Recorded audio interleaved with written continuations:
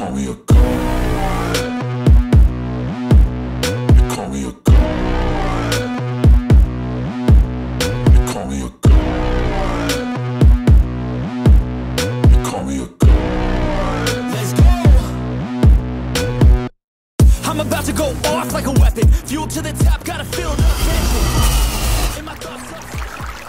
Welcome back, everybody. Hit that like, hit that subscribe, comment down below. Let me know what you think about this video and join the membership if you want to talk to me on Discord. I think I have just finally set that up.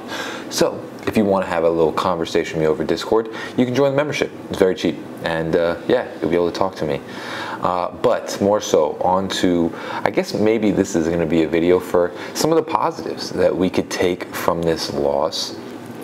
And as you can see by the title and the clip art, is that we're going to talk about one very big positive that has really been overwhelmingly surprising all of us. He came out of nowhere, and DEVON ACHANE, man, he has become a stud in this backfield. And Salvon Ahmed stopped playing now. He's not playing anymore. And what we saw last week, obviously Mostert is still, a great, I think he's a good running back. I think he does a lot. He's more powerful than DEVON ACHANE. I think he broke someone's arm or something like that, or did something to someone's shoulder when he ran into him. And still, I want you to take from this video that Mostert is not going to be out of the rotation. It's not like we're just going to, put DEVON ACHANE out there all the time. But like I said in the offseason, I think DEVON ACHANE just brings this gadget type of weapon that McDaniel likes. And it showed clear as day last week. Mostert is going to be the guy that gets basically similar amount of carries, but I think slowly over the season we're going to start building more on DEVON ACHANE, because the thing is one, I understand that Mostert is more powerful and he can run people over. Of course, Mostert is the guy, but DEVON ACHANE, when you watch him when he's, in between the tackles and running in between the linebackers, he's just very slippery. You see it all the time that there's like 2 or 3 defenders that are just not able to get him. And I do believe, we'll go over the stats right now. This is basically in 2 games he has 309 yards and 4 touchdowns, which are actually 6 touchdowns. Yeah, 2 games that he was basically playing. He's got 6 touchdowns and 309 yards rushing, and 53 yards catching. That's pretty impressive. And I think over time, like I said, it seems to be that, Mostert hits the hole and he does a great job at what he does. But when DEVON ACHANE hits the hole, he's taking it off for 6. It seems like every time. Yeah, I think probably give it to week 8. We'll give a bold prediction here. Because like I said, if you watch the kid run, he knows what holes to hit. And he knows which ones are going to lead him out in the open field. And then when he does get in between the tackles and everything like that, he knows how to break tackles. You can't really tackle him one-on-one. That's going to be the key here, is that he is so slippery when it comes to trying to bring him down, and especially in the red zone. The thing is in the red zone, as we've seen it, is that it's so hard to bring him down when he's in the red zone. He scores most of the time when he is there, and I just think you can't really put Mostert in on these plays. I think Mostert gives you that bashing mentality, but I think in the red zone, for the most part, I would just rather have DEVON ACHANE out there because he gives you so much more. First off, Mostert isn't going to run the same routes that DEVON ACHANE is going to. And Mostert isn't really as slippery. Mostert's much more of a power guy. He's more of a power, just running straight forward type of dude. He knows how to, move his feet in order to get him in and around holes. But when it comes to DEVON ACHANE, he's just one of those that can just slip out of everything, and then he's breaking away for yardage. We can see it's the difference in the 2 running backs. Is Mostert can hit you for a big play, but Mostert most of the time is going to be running between tackles and bashing into somebody. DEVON ACHANE, he slips the tackle and he's running for 60 yards down the field, and you're probably not going to catch him.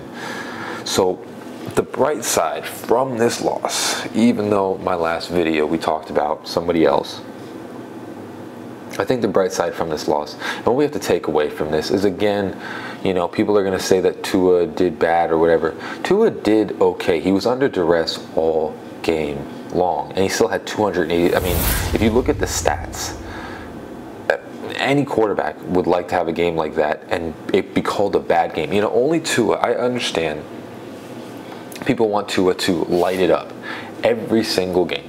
But you have to realize that some teams, when they come up with a good game plan, as in any quarterback that is under a significant amount of duress, Patrick Mahomes, we even saw Joe Burrow, we've even seen Josh Allen, we've seen Tom Brady. You know, that was the kryptonite to Tom Brady, if you get pressure on him. Any quarterback that gets pressure on him is going to have a hard time. First off, we'll go back to, I digress. DEVON ACHANE is just showing that I think he's going to be, I don't know if he'll be running back one. It's probably going to be a split between Mostert and him, because, you know, he's going to definitely take over this backfield. There's too many explosive plays, and after a while you're going to start seeing that. You know, especially last game, Mostert fumbled twice, and, you know, DEVON ACHANE is, you know, knock on wood, he's not fumbling, and when he gets the ball, I mean, it's one broken tackle away from scoring a touchdown, and he seems to know how to get in the end zone. So I'm telling you, that's something that we can build on. More positives. So the number 2 positive is that Tua came out of this game healthy, and that's a big deal, because Tua was taking hits. You know, he was getting a lot of pressure in his face. He was taking hits. Usually with these types of games, especially with the Buffalo Bills, I mean, the last couple of times, these were the games that basically started taking Tua out of the team. He broke his ribs the other time, and the concussion thing, I guess, pretty much was the Bills that started it. Bengals finished it. So these types of games, these are typically when Tua gets injured. And that's what I think we were all afraid of, is we're playing the Bills and Tua is in, and it could possibly be the game that, you know, something happens. And especially when they were putting him under duress all game long. We got to understand that Tua's pocket awareness is incredible. But the difference with this game is, since we had Liam Eichenberg in, it wasn't the outside rushers that were getting to Tua. What ended up happening is the pocket in the middle was getting pushed into him, which most quarterbacks, they can step up, and that'll be able to allow you, especially what Josh Allen was able to do the whole entire game, is you step up and then you're able to throw the ball, you know, forward. But the thing that was happening with Tua is that it was getting pushed into him, so he's getting pushed back. And it's harder to scan the field when things like that are happening, because you're having to look at the person in front of you. And especially since it's Liam Eichenberg, so he was getting beat in like 1 second. That's all you really had to throw the ball. And that's the problem, is that, you know, Tua just didn't have the time to scan the field, and when he did, he was making throws. You know, again, you take Liam Eichenberg's penalty away, and you have yourself 28 points put up by Tua. That is good. That's a good job by any quarterback. You know what I'm saying? So it was the defense that was letting everything up. But again, the positive that we can take from this is that Tua is healthy coming out of this game, which is much more than we can say from every year past. Every time we played Buffalo, something happened with Tua. And this year, he has come out of this healthy. So now we can take the momentum and learn from things and understand things more. Understand that Liam Eichenberg deserves no place in the starting lineup. Understand, you know what I'm saying? Like, we can build on what we had and then be able to attack them again with full force when it comes to, you know, the late end of the season back at our place. And that's going to be key here. You know, it's going to be key. But again, the positive that we can take from this is that Tua is healthy coming out of this game, and that he is going to be able to move forward with this, which is something that has not happened for a while. And it's exciting, you know, that we could just build from this. You know, we lost, but it wasn't a huge loss by any means with Tua. You know, obviously Teron Armstead, he's injured a lot, so we've gotten used to that. You know, it's tough just throwing Kendall Lamb in there like that all the time. That's what I kind of get frustrated with, because, You know, you just throw Kendall Lamb in there all the time mid-game. That's tough for any offensive lineman to just come in and try and do what he needs to do. But it is what it is. But yeah, so Tua coming out of this game healthy, another big positive. We can just move forward with just a loss to Buffalo. Again, we're 3-1, so we all kind of have to take a second and realize that we've been doing pretty good. Make sure that the defense is good. The defense needs to be better because it has stunk this whole season. But we're 3-1 coming out of this. It's not like we started this year 0-4.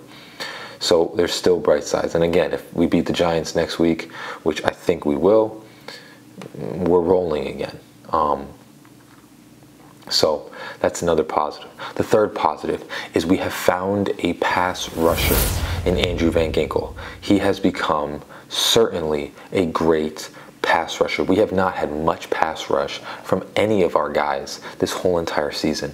And I do think at this point, you put Bradley Chubb in packages and you keep Andrew Van Ginkel on the field because he's the only one that is getting to the quarterback. And you have to reevaluate that, is that Van Ginkel is the only one that is getting to the quarterback. Bradley Chubb isn't really coming close. He gets there maybe once or twice a game. But Andrew Van Ginkel is continually getting past his block and getting to the quarterback, putting pressure on him. Nobody else on this defense is doing that. And that is partially why you saw last week is that Josh Allen had so much time to throw the ball. It's because no one was getting there. You know, we were trying to blitz, but when we blitzed, no one was beating their blocker. No one was getting off their block, and that was the issue with this last week's game.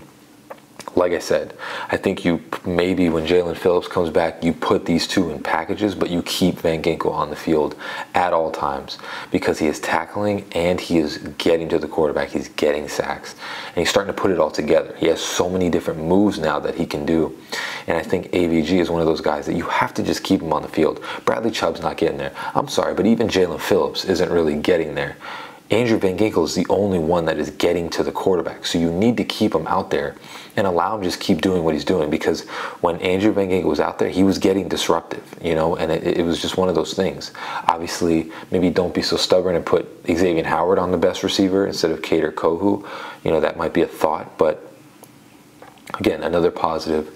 Van Ginkel was showing up, and we have a pass rusher that can get there. In conclusion, guys, we're 3-1. You know, I think I made an overreaction video, but we are 3-1. The defense needs to get a lot fixed because we do not need to go out there and score 40 points every game. That's the whole reason why we hired a defensive coordinator. That is the exact reason. So they need to fix that, but we are 3-1. There's plenty of positives to take from this.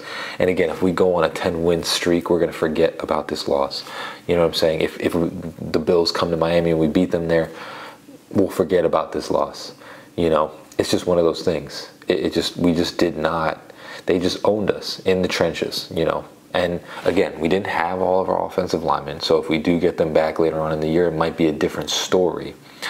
But we need to find a pass rush to beat them. You know, I mean, Josh Allen can't be back there, and that's what I'm saying with the Van Ginkel thing, is he needs to stay in. But that's what we got here. You know, there's plenty of positives, guys. We're 3-1, so let's keep it moving. On to next week, on to New York Giants. Let's beat those boys. As always, guys, hope you have a great rest of your day. Fins up, baby. Peace.